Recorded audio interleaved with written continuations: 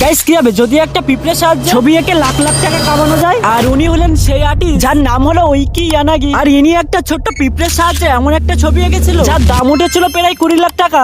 তো ওই জন্য আমিও চলে আসলাম 20 লাখ টাকা কামানোর জন্য পিঁপড়ে খুঁজতে। কিন্তু অন্যান্য সময় পিঁপড়ে খুঁজে পেলেও আজকে একটা পিঁপড়ে দেখাও পাচ্ছিলাম না। কিন্তু অবশেষে ওদের এই ঘরটা দেখতে পেলাম। আর এই দেখো অবশেষে এখান থেকে একটা পিঁপড়ে ধরেও ফেললাম। আর তারপরে আমি প্রথমে এরকম একটা চৌকো বক্স নিয়ে নিলাম, কেননা পিঁপড়েকে ওখানে ছাড়লে যেন পালাতে না পারে। আর এরপরে এরকম একটা খাতার পৃষ্ঠা নিয়ে নিলাম। আর এই দেখো তারপরে পিঁপড়েকে এই বক্সে ছেড়ে দিলাম। আর এবারে দেখো পিঁপড়ে এখন দৌড়াদৌড়ি করছে, আর আমার হাতে থাকা পেনটাও সাথে সাথে যাচ্ছে। আর ও বেশিরভাগ এই সাইডটাই ঘুরছিল, আর ওই জন্য পেন্টিং এর সব দাগ এক সাইডেই পড়ে যাচ্ছিল। আর তাই আমি বক্সটাকে একবার ঘুরিয়ে দিলাম। আর তারপরে দেখো পিঁপড়ে তো কোনো রকম থামছিল না। আর এইদিকে আমার হাতটা অনেকটা ব্যথা হয়ে যাচ্ছিল, কিন্তু তবুও দীর্ঘ 7 মিনিট চেষ্টা করার পরে ফাইনালি আমাদের পেন্টিংটা রেডি হয়ে গেল। আর যেহেতু পিঁপড়েটা পুরো কাজ কমপ্লিট করে ফেলেছে, আর তাই আমি ওকে আবার ছেড়ে দিলাম। আর এই দেখো আমাদের পেন্টিংটা কিছুটা এরকম হয়েছে। আর এখন আমি এই ছবিটা বিক্রি করতে চলেছি, আর দেখি এটা বেচে কত টাকা ইনকাম করতে পারি। আর সেটা দেখার জন্য এখনই ফলো করো পার্ট 2 এর জন্য।